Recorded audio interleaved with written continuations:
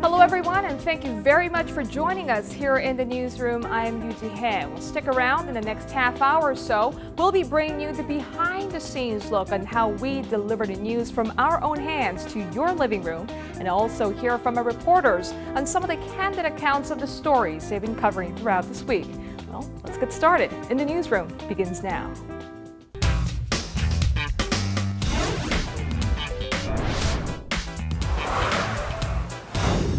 Right, it's been a while since we had our favorite pair in the newsroom, our Hwang sisters. Welcome to the segment. Hello, guys. Hello. I think it's been like over a month since we appeared together in the newsroom. Yeah, when was the last time? When we were talking about cell phone, how strong Samsung cell phones are. Really? I think I really don't even remember when that was. A long time ago. Yeah, it certainly was. Well, this week, what really dominated our newscast was a lot to do with local stories. Right. And one of them was over-the-counter drugs. Yes, that's yeah, it's going to be available in the convenience stores. Yes, finally, the over-the-counter drugs are going to be available in convenience stores, making it so much more easier for people, Koreans, to get access to the drugs and to the medicine.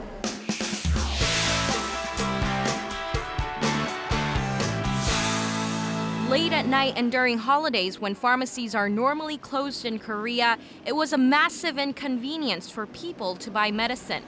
But that all changes on Thursday when, thanks to a newly revised pharmaceutical act, people can go around the corner to their local convenience store and buy over-the-counter drugs.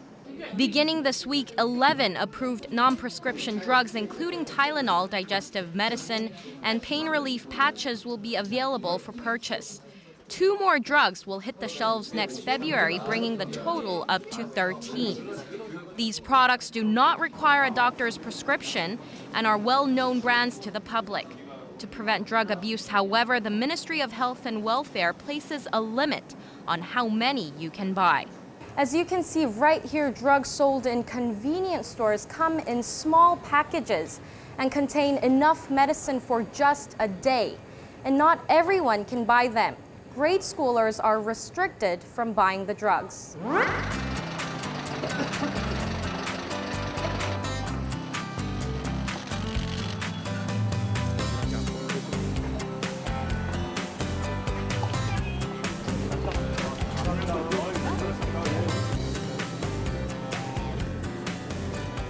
파는 데는 카운터 옆에 그 포스 옆에 그것밖에 없다? 아니면 먼저 우리는 소비자 인터뷰하고 스탠드업하고 찍으면 될 것 같아요. 어머니 안녕하세요. 저 아리랑 TV 황지혜 기자라고 하는데요. 내일부터 편의점에서 상비약을 팔기 시작하는데 3분도 안 걸리는데.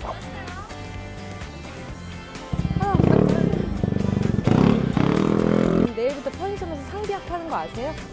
네. 네, 그거 짧은 뉴스 인터뷰 하나만 간단하게 해주시면 성함 말씀해 주시. 성함이 어떻게 되세요? 가지 말고 계세요? 어디 가세요? 간단하게 해주시면 돼요. 여기 서가지고 뉴스 인터뷰 여기 쪽으로 오시면 될 것 같아요. 제가 마이크는 들어드리고요. 여기로 서시고 가까이 이제 내일부터 상비약이 편의점에서 판매되는데 어떤 거 같으세요? 네, 저도 자주 이용하게 될 것 같아요. 됐습니다. 됐죠? 감사합니다.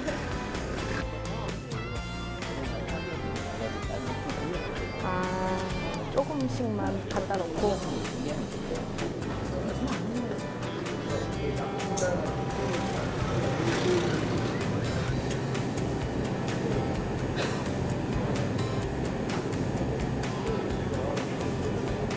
나는 저 약상자 하나를 이렇게 들고 내 스탠드업 내용을 보면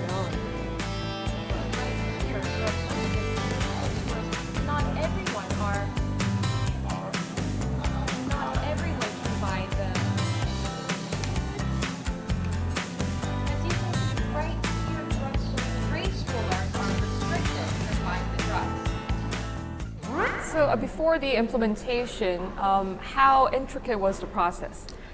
I mean, before Koreans couldn't buy first aid remedies at night or during holidays because normally pharmacies are shut during that time. Right. So, but now because convenience stores are selling first aid remedies just like what I said, now they're going to be so much people are going to get those medicine so much more easier. Yeah, you used to, we have to go through the doctor to get the prescription and then go to the pharmacy. But the medicine that are going to be sold in convenience stores are non-prescription drugs, which means that they don't need doctor's prescription to buy those. But then in your report, you mentioned that they're sold in smaller packets. So if you want a lot of them, you still have to go to the pharmacy anyways, right? Yeah, that's true. And the reason why they come in small packages is because the health ministry wants to restrict the amount that people can buy so that people don't misuse or abuse. Drug abuse But what about if one person goes to one convenience store and goes to another? I mean, that question came out during the press briefing as well. But I mean, if a person really has the will to do so, I think it could be done in pharmacies as well. If they go to one and then go to another to buy. True. Yeah. So I mean, the health ministry is trying hard to, prevent people from misusing the drug by, teaching, designating Korea Pharmaceutical Association as the official source to teach, sales clerks how to sell the products and how to explain and how to answer the questions that consumers want. So I think they're trying hard to prevent all those side effects that follows. But there's always looming concerns about the side effects because all drugs have side effects. But like you said, if the authorities will be more aware of what they put on the description or the packaging, that would be I should have brought the brochures that they gave out. They have a nice explanation of what causes danger if you take Tylenol. No, not too many. If you take Tylenol with grapefruit juice, did you know that it's bad it gets even worse? And they write all those small details in that brochure so they can give out to people when they buy the over-the-counter drugs. No grapefruit with no grapefruit. I mean, certainly it's time that consumers are, they possess and they, exercise their rights and know what they're taking. I think this is a great approach. I mean, this is the first time. Yeah, I mean, also, and the health ministry has chosen the most well-known brands and the brands that are proven to be safe as the 11 items that are going to be sold in convenience stores. So I think it's hopefully it can minimize our public inconvenience. Yes, good news, I think. Yeah, good news, definitely. All right, let's turn to Korea's job front. We had a release of October figures earlier this week. What do you make of it? Well, I think the figures are very mixed because the unemployment rate, the overall unemployment rate went down, yet youth unemployment rate remains quite high, 6.8%, nearly 7%. So it means bunch of 20s who should be working, they're all out of work. So they're economically inactive. Right.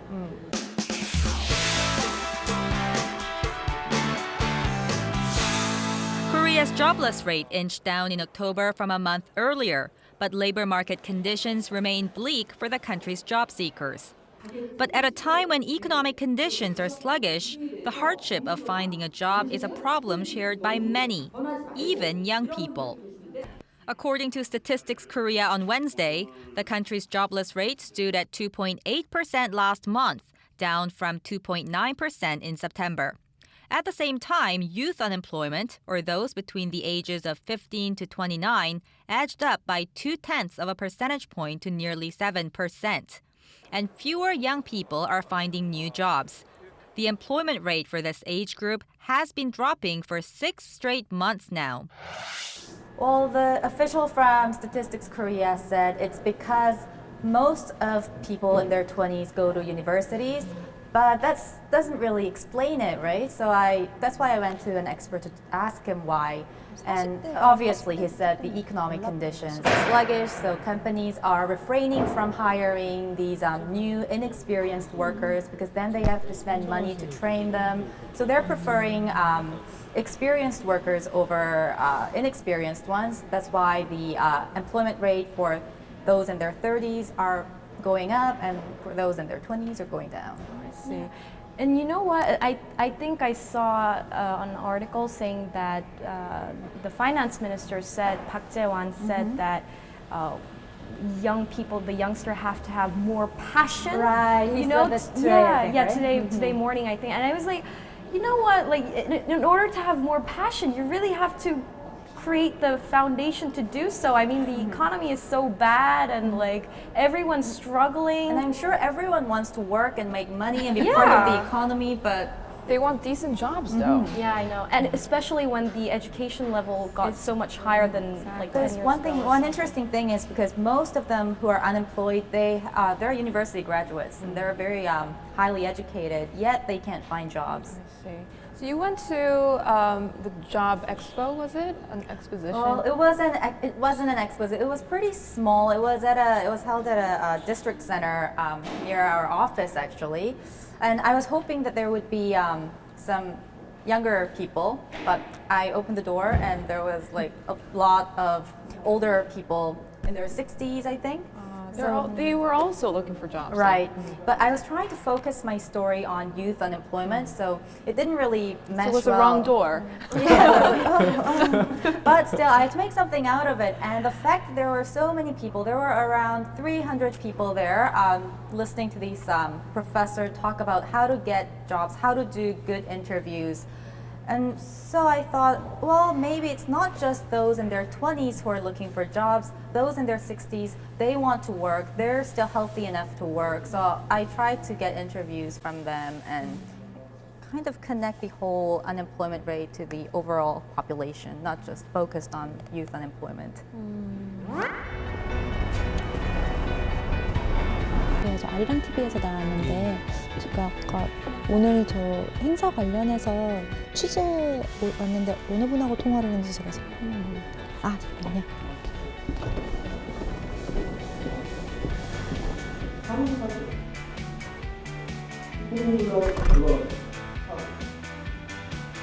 이렇게 목소리가 있는 사고가 난다는 얘기입니다. 이게 여기서 보면은 9월달인데 날이 많이 덥거든요. 날이 더우니까 여기 보니까 안양 쪽에 아무것도 이런 데가 없어요. 점심시간이 여기 할머니 많아요. 근데 노인 실업은 아닌데. 그래서 여기서 지금 뭐 그 뭐지? 어떻게 해야 되지 그럼? 왔는데 일단 나이 든 사람이 많아요. 그리고 젊은 사람들은 여기 오는 젊은 사람들은 인터뷰를 잘 안 하려고 한대요. 얘기를 하고 제 스탠드업이 나오고 바로 그 다음부터 이제 청년 실업 얘기를 하면서 CG랑 이런 거를 하고 전문가 인터뷰를 넣고 그러고 이렇게 끝내는 건 괜찮으니까.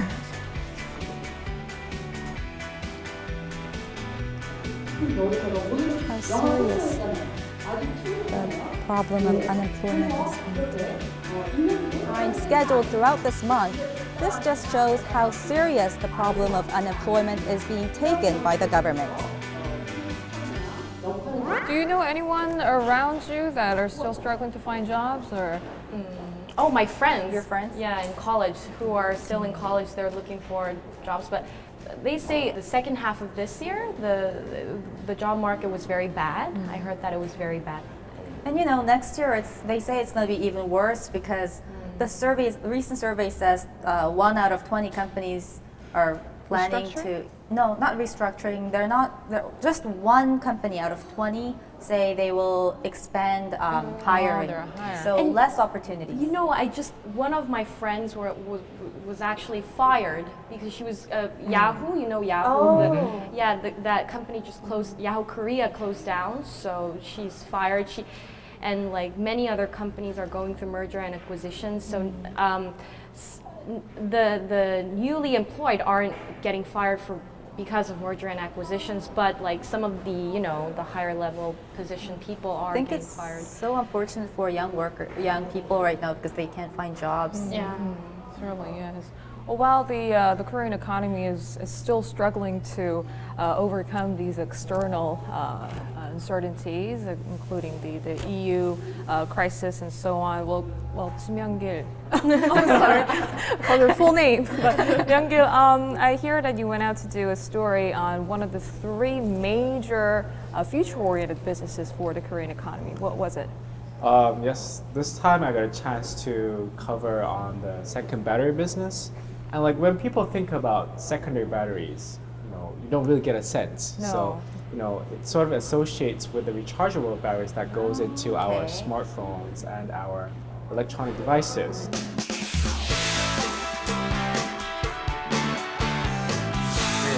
One maker of rechargeable batteries, or so-called secondary batteries, and it is one of the three major future-oriented businesses for the Korean economy. That's right. So for today's News in Depth, Ji Myung-kil joins us to tell us about this business. Good evening, Myung-kil. Good evening. Right, so more and more people are driving hybrid or electric cars these days. Can you tell us how the secondary battery can be a future-oriented business in this sector?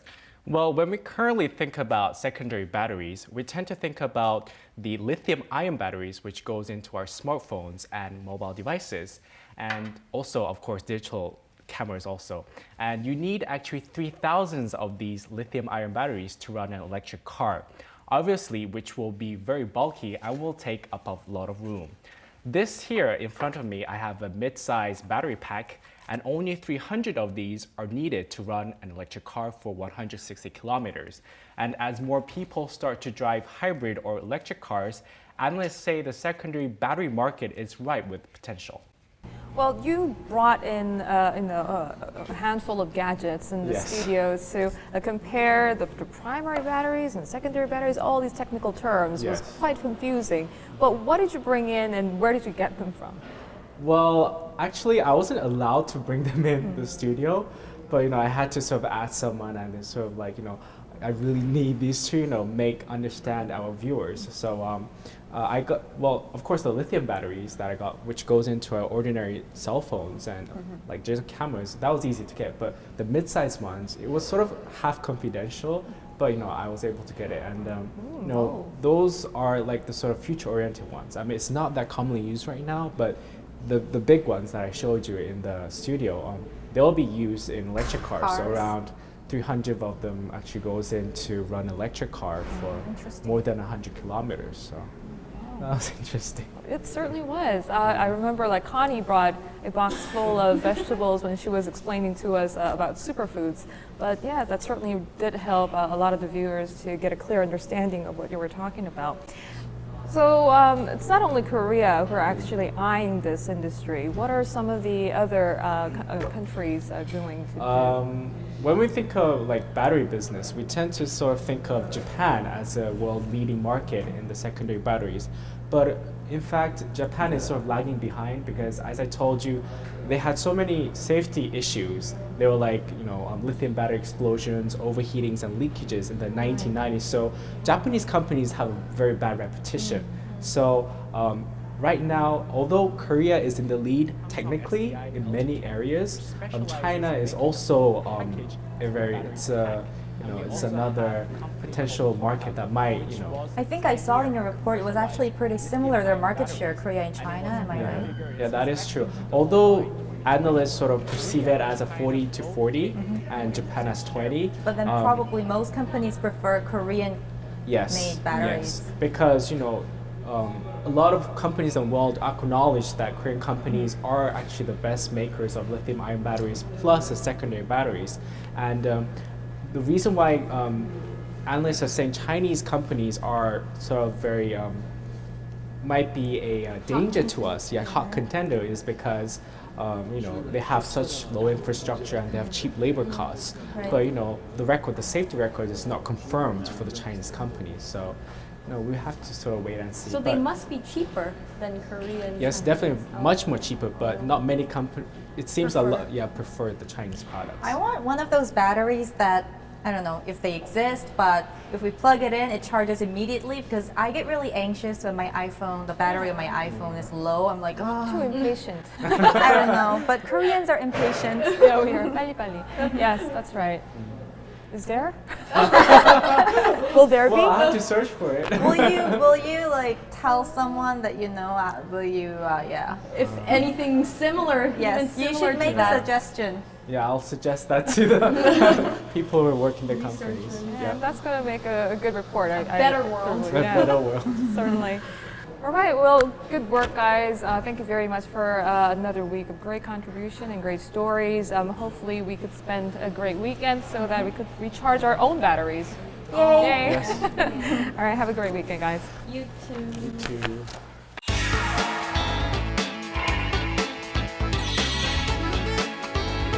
The first Seoul Defense Dialogue was held earlier this week, inviting some 100 officials from more than 15 countries and civilian security experts to discuss the common regional security challenges. Defense Ministry correspondent Ji Myung-kil was there. Hello in the newsroom viewers, I'm here at Seoul Defense Dialogue, which is taking place at Silla Hotel in the South Korean capital of Seoul. The Seoul Defense Dialogue is a multilateral 3-day dialogue held between the officials from 15 different countries. As you can see, we have representatives from the United States, Thailand, Singapore, and also the China, India, just to say the least. So we have officials from the defense vice ministers and also representatives from countries and civilian experts in the defense and security arena. So this is actually the very first time that Seoul is hosting a vice ministerial level meeting. And although there are various defense dialogues in the Asia-Pacific region, this will be the very first meeting which is only for the vice ministerial level. And the South Korean defense officials are hoping that this will be on the right path to really garner cooperation and sharing security challenges together. And this will be on the right path to having working level talks and having practical solutions to address the challenges in this region. Some of the agenda that's being covered here is the security challenges for weapons of mass destruction, also non-traditional challenges such as maritime border security control, and also illegal fishing and smuggling. Part of the other agenda is also cyber threats. So there are a lot being discussed here, and the anticipation is high that Seoul is again being the host of an international event, and the officials are really hoping to develop this into a groundbreaking defense dialogue in the Asia-Pacific region. So I'll have more news for you back in the newsroom.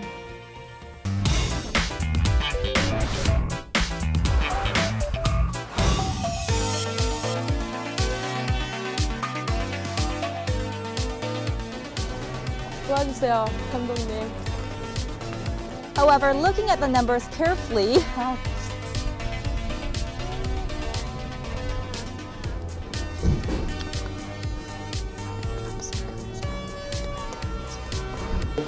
작업가 그걸 만들어 나가는 거죠. 다우케미카. 그림이 더 좋을 것 같네요.